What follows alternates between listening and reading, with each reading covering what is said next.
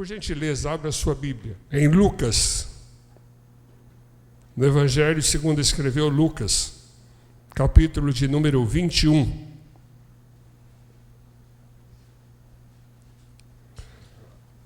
A partir do verso 1. Lucas 21, 1. Estando Jesus a observar, viu os ricos lançarem suas ofertas no gasofilácio.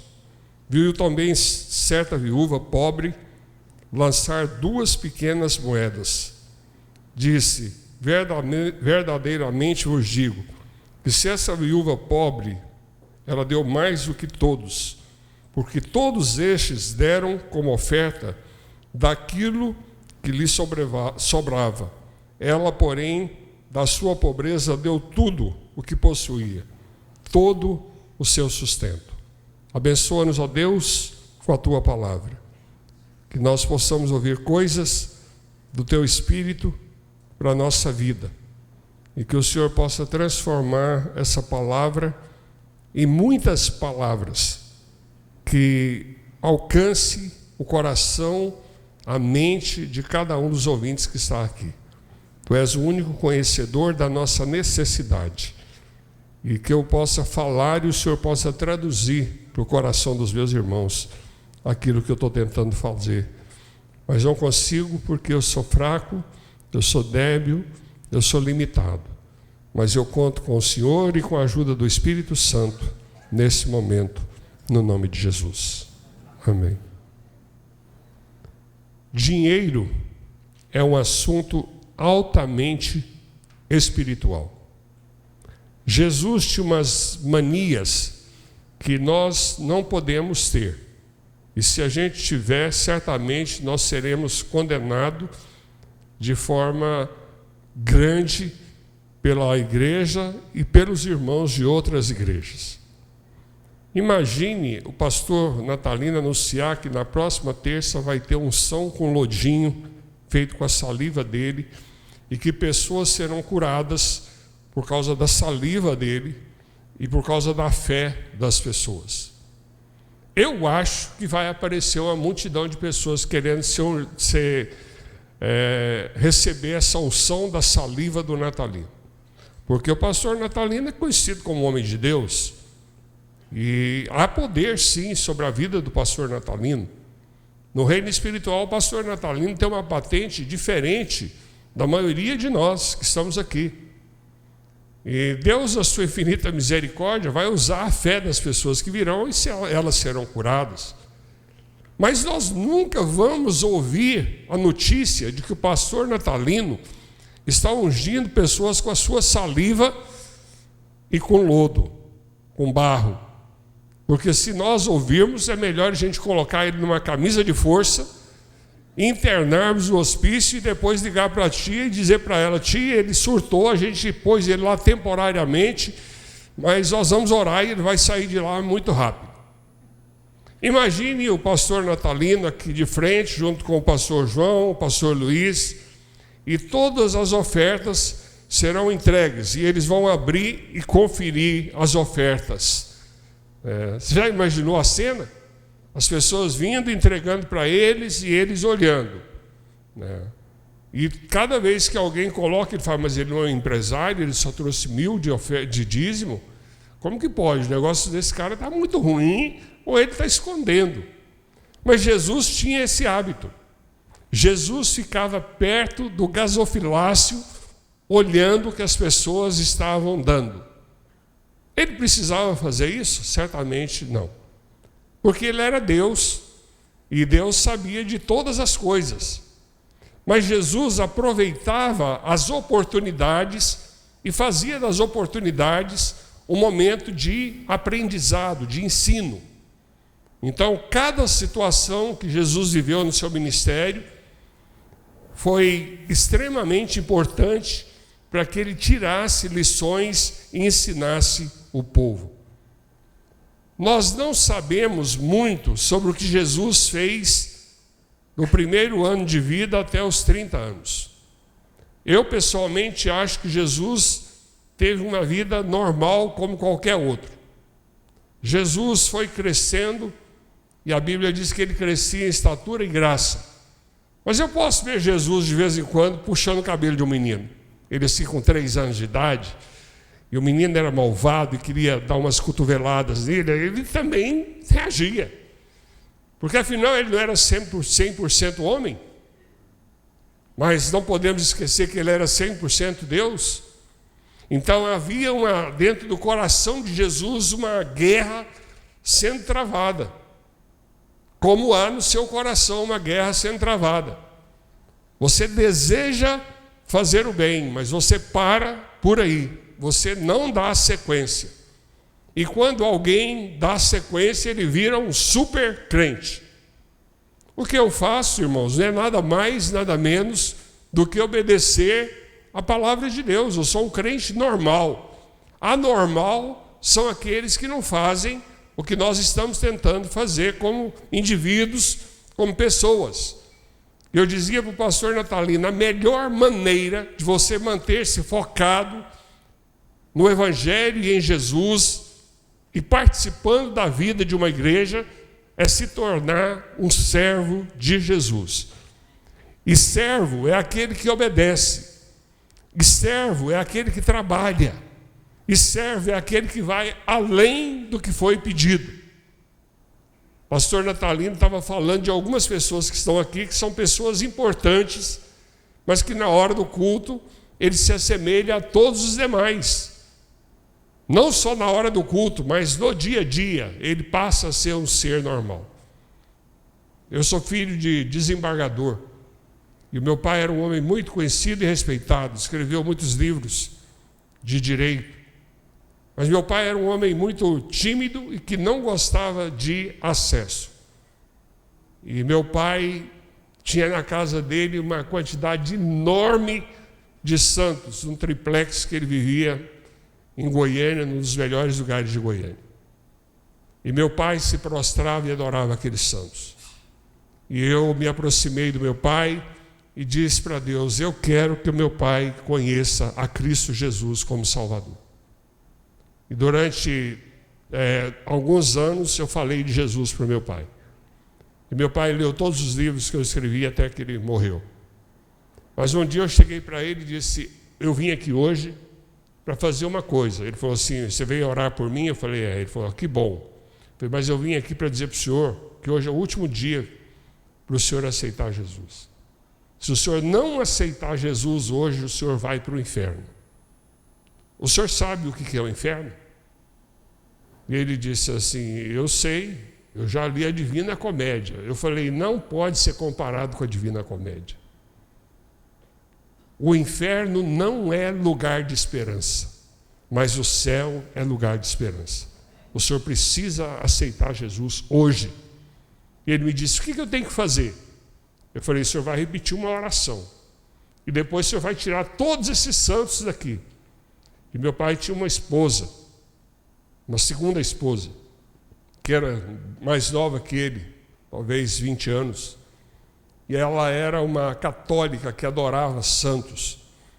E meu pai mandou que o motorista e as empregadas tirassem todos os santos. E só deixasse um santo, que era a Senhora Aparecida, que era a santa da mulher dele. Aquela ele não tocou em respeito à mulher, mas ele aconselhou que ela tirasse. Mas ela virou uma fera contra o pastor que mandou tirar os santos da casa dela. Mas meu pai, pela graça de Deus, aceitou a Cristo Jesus como Salvador da sua vida. E ele partiu, irmãos. E no dia que meu pai partiu, ele não levou atrás os apartamentos que ele comprou, os títulos que ele recebeu. Ele era amigo pessoal do Juscelino Kubitschek. Meu pai só não foi ministro do Supremo porque ele não quis. E quem me disse isso foi o homem que implantou o Supremo Tribunal em Brasília, quando eu falei nos 75 anos de casamento daquele homem. Ele falou, eu conheço a sua história e eu conheço o seu pai. E quando seu pai vinha ao Supremo, os juízes, os magistrados ficavam de pé para receber o seu pai. Mas, irmãos, meu pai foi enterrado e no dia seguinte meu pai cheirava muito mal. A história do meu pai ficou, mas a maioria se perdeu. E eu tenho muito pouca coisa que ele me deixou, como, por exemplo, o relógio. E o dinheiro do desembargador foi para a África. O dinheiro do desembargador foi para a Europa. O dinheiro do desembargador foi para Paraíba, foi para Salvador, foi para muitos lugares, né? O dinheiro do desembargador me permite viajar pelo mundo, ficar num hotelzinho razoável, padrão, quarto do profeta. Rapaz, como é bom esse quarto do profeta, irmãos. Se você tiver muita intimidade com o pastor Natalino, pede para ele você se hospedar um dia ali. Porque aqui tem um diferencial, não é só o quarto que é maravilhoso, frutas, chocolates, água, sucos. Aqui tem a presença do Natalino, irmãos. Eu não conheço nenhum pastor que vive dentro da igreja como o pastor Natalino. Ele vai em casa de vez em quando para dormir, mas ele dorme até na sala dele, né? Tem 2 poltronas lá reclinável onde ele dorme. E se a tia não tivesse a autoridade que ela tem, né, ele dormiria nas poltronas e ficaria lá, né? Jesus tem muito a nos ensinar hoje, mas a principal lição: desprenda dos seus bens materiais. Não construa castelos, porque por mais profundo que seja a fundação, ele vai cair num determinado momento. A vida é efêmera, ela passa muito rapidamente. Quando nós depositamos o nosso dinheiro lá no gasofilácio, que é um falso gasofilácio que colocaram ali para mim, que tinha que estar aqui. Quando você deposita o seu dinheiro no gasofilácio, aquele dinheiro não é mais dinheiro. Aquele dinheiro representa você como poucas coisas na vida. Aquele dinheiro representa as frustrações que você teve para ganhá-lo. O chefe chato, que estava o tempo todo do seu pé, e você tinha que acudir-lo no tempo certo, porque você precisava de ganhar o seu salário no final do mês. Obrigado, meu presidente. Aqui nesse lugar está o resultado de muitas horas, de muito suor, de muito desgaste. E é isso que nós estamos oferecendo para Jesus. É mais do que dinheiro. Dinheiro é um assunto altamente espiritual. Sem dinheiro, não paga comida. E como esse povo da Missão Vida come, graças a Deus, eles têm saúde, né? E tem arroz com feijão, e tem carne, e tem salada, e tem massa. E massa faz um bem danado, né? Para quem acabou de sair da rua e está precisando de ficar mais cheinho, a massa ajuda, né? Mas para que nós pudéssemos alcançar quase 1.000 homens, nós estamos caminhando para isso, 1.000 leitos, em 15 cidades do Brasil, em 10 estados do Brasil, foi preciso que nós investíssemos parte do que Deus tem nos dado. Essa igreja tem o maior trabalho de recuperação de mendigos do Brasil, chamado Missão Vida. A Missão Vida não é uma missão do pastor Wildo. A Missão Vida é uma missão de Jesus Cristo. E ela existe por causa de Jesus Cristo. E se tirar Jesus Cristo de nós, nós vamos perceber o quanto nós somos feios, né? A única coisa bonita que eu tenho é Jesus, né? A única coisa bonita que está sobrando agora é Jesus, né? Jesus continua lindo, né? E eu cada dia mais envelhecendo e perdendo o fôlego, perdendo o poder de fazer tantas coisas como eu já fiz. Eu estava dizendo para minha mulher, eu completei em janeiro desse ano 57 anos. Eu disse para ela, no máximo que eu tenho de vida é 23 anos. Então eu preciso fazer as coisas que eu quero nesses 23 anos, no máximo. Mas eu gostaria muito de ser levado aos 75 anos. Então é muito pouco tempo, faltam 18 anos. 18 anos passa rapidinho. A qualquer momento vai chegar aqui a notícia, pastor Natalino, eu espero que seja ele, e não Moisés. Mas se quiser ir na frente, como dizia meu amigo Ernesto Anini, está liberado. Irmãos, queria compartilhar com a igreja que o pastor Wildo, da Missão Vida, faleceu. Por favor, irmãos, chore de alegria, porque eu sei para onde eu estou indo. Eu sei em quem tenho crido. Estou bem certo. O meu tesouro está sendo depositado aos pés de Jesus Cristo. E eu gostaria de gastar a minha última moeda. A mensagem de hoje é a última moeda. Jesus percebeu pessoas de diferentes níveis ofertando. E dentre eles, pessoas muito ricas. Mas o que chama a atenção de Jesus é a oferta de uma viúva. Uma viúva que certamente não tinha um marido muito importante e certamente não tinha um marido rico. Ela era uma viúva pobre. Missões se faz com a promessa dos ricos e com o dinheiro dos pobres. Os pobres são mais generosos. Os pobres são mais generosos. Um dia, hospedado na casa de um amigo muito querido, ele buscou na adega uma garrafa de vinho e disse assim: esse vinho está guardado para ser aberto num dia muito especial. E esse dia é hoje, a presença do Senhor na minha casa. E antes que ele abrisse, eu perguntei: quanto vale o vinho? Ele falou: vale 15 mil reais. Eu disse: por favor, isso já tem mais de 10 anos. Por favor, não abra o vinho. Deposite esse dinheiro na conta da Missão Vida. Porque lá nós vamos usar melhor esse dinheiro. Nós vamos tomar um outro vinho, já um chapinha. Mas por amor a esse pessoal aí, eu fiz um compromisso de não beber. Nunca tive problemas nem com álcool, nem com drogas. Mas por amor a eles, eu me abstenho.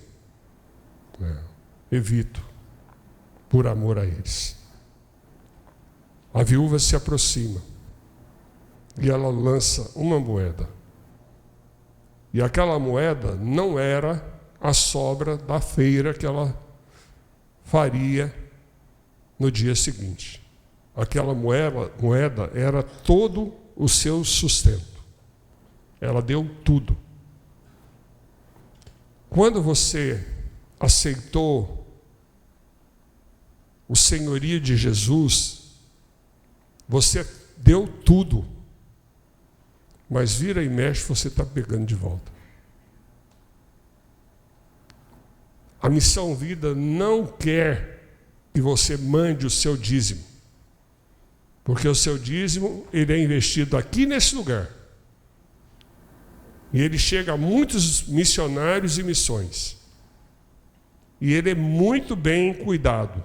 E eu sou testemunha disso porque eu tenho visto a caminhada da igreja e da tia Eliane e do pastor Natalino.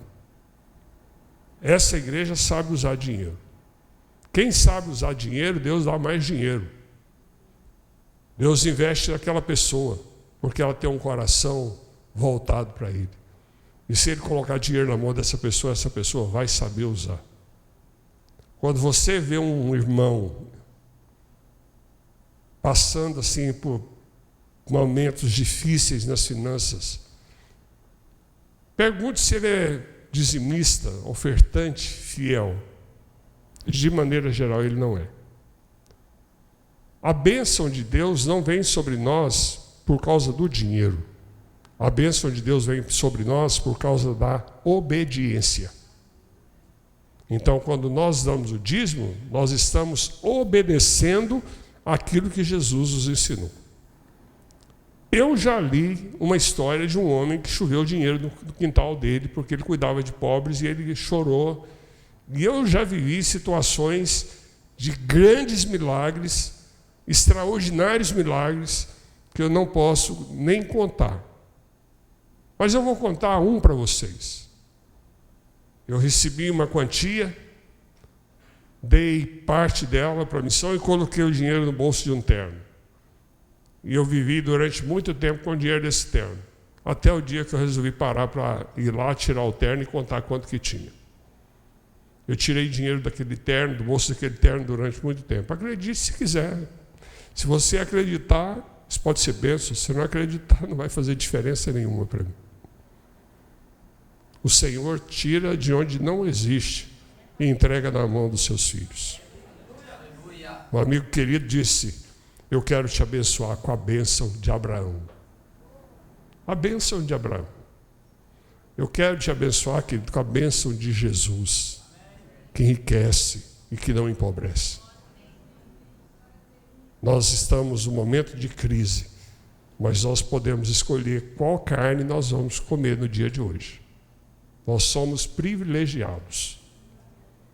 Nós podemos escolher entre os vários sapatos e as mulheres que o digam, que vamos usar. Podemos escolher no guarda-roupa, qual terno, qual a gravata, qual a camisa. Essa é a bênção de Jesus Cristo. Os ricos davam o que sobra. Não dê para Jesus sobra, resto. Porque nem o mendigo merece ser tratado com o resto. E uma das coisas que mais dói na minha alma é quando eu vejo um mendigo enfiando a mão dentro de um cesto de lixo para tirar alguma coisa, espremer na mão para o caldo sair e ele come aquilo. Ou ele está numa praça de alimentação pegando o resto dos pratos e comendo. Nós podemos ser a resposta de Deus para a vida de muitas pessoas que estão vivendo na penúria. E dentre os pobres, os mais pobres estão no continente africano. Por isso eu não queria ir lá. Porque eu não fui mais o mesmo nos últimos 3 anos. E às vezes eu tenho a sensação que quando eu parar daqui a 3 anos e meio, quando eu completar 40 anos de missão vida, eu vou passar o bastão. Eu estou preparando uma equipe. E às vezes eu acho que eu vou gastar um bom tempo na África. E trabalhando pelas pessoas pobres da África. E pregando pelo Brasil afora, pelo mundo afora, onde o Senhor abre portas, para influenciar pessoas a ser generosa. Você pode olhar para a pessoa que está do seu lado e dizer para ela assim: meu irmão, aprenda com Jesus, seja generoso. Aprenda com Jesus, querido. Generosidade ao dar, generosidade ao ofertar, generosidade a devolver aquilo que é de Deus. E a bênção do Senhor virá sobre a sua vida. 2020, nós paramos um domingo para lembrar da história da viúva pobre. E muitas pessoas que deram, e que foi usada, inclusive, no ministério de Jesus, não são mencionadas. Mas a oferta dessa mulher marcou, e hoje nós estudamos e tiramos lições preciosas para a nossa vida. Não são grandes quantias que impressionam a Deus. O que impressiona a Deus é quando nós temos um coração sensível, e todo crente deve ter um coração sensível, para ouvir a voz de Deus e se prontificar em trazer à realidade aquilo que Deus deseja. Um dia eu estava chegando na minha casa, muito cansado, e na minha casa tinha uma pracinha assim dentro, eu morava numa chácara, e eu passei pelo portão e o Espírito Santo falou para mim assim: vai na casa da irmã fulana e leva para ela uma cesta básica. Eu falei: Senhor, eu estou muito cansado, amanhã eu vou fazer isso. E não fiz a pracinha, fui para a garagem. E o Espírito Santo falou, é hoje, é agora. Aí eu não entrei em casa, passei direto para a despensa, fiz uma cesta básica bem cheia. Voltei, coloquei no carro e fui para a casa da irmã. E quando eu cheguei, que eu parei o carro, ela veio, me deu um abraço carinhoso, era uma mulher muito preciosa, uma serva de Deus, viúva. Aí eu falei, eu estava chegando em casa e o Senhor me pediu para que viesse aqui no nome dele para abençoar a senhora. E eu abri o porta-mala do carro e tirei a cesta.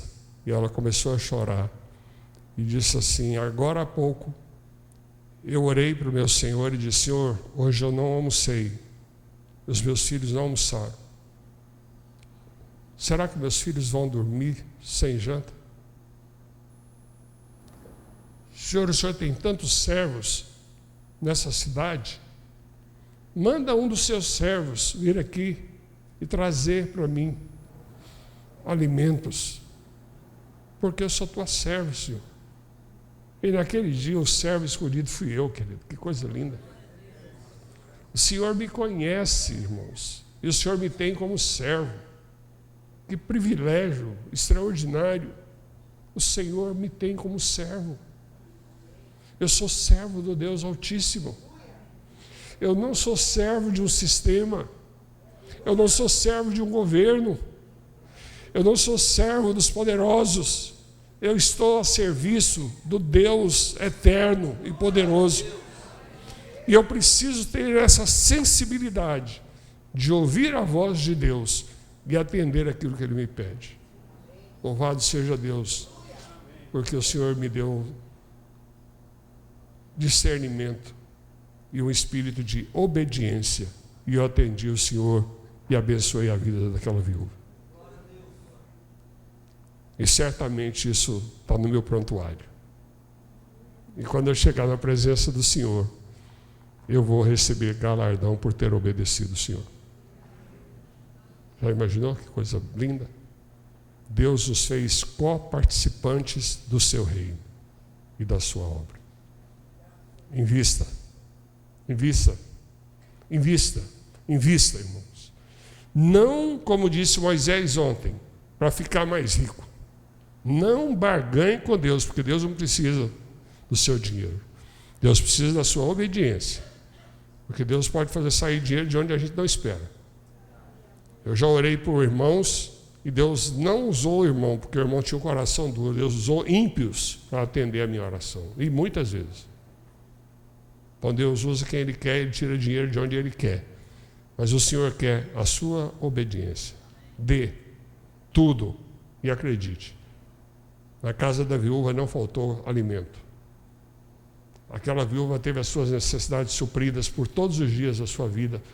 E eu falo isso porque eu conheço Deus e conheço a sua palavra. E quem obedece, ele é sempre abençoado por causa da sua obediência à palavra do Senhor. Feche seus olhos. Vamos falar com Deus nesse momento. Senhor, nos ajude a sermos servos bons e fiéis, que têm disposição de fazer coisas que aos olhos de muitos parece loucura. E às vezes até seremos chamados de loucos por causa das nossas atitudes, por causa das nossas iniciativas. Nos ajude a ter essa sensibilidade para saber quando foi o Senhor que falou conosco e fazermos compromissos que nós poderemos honrar.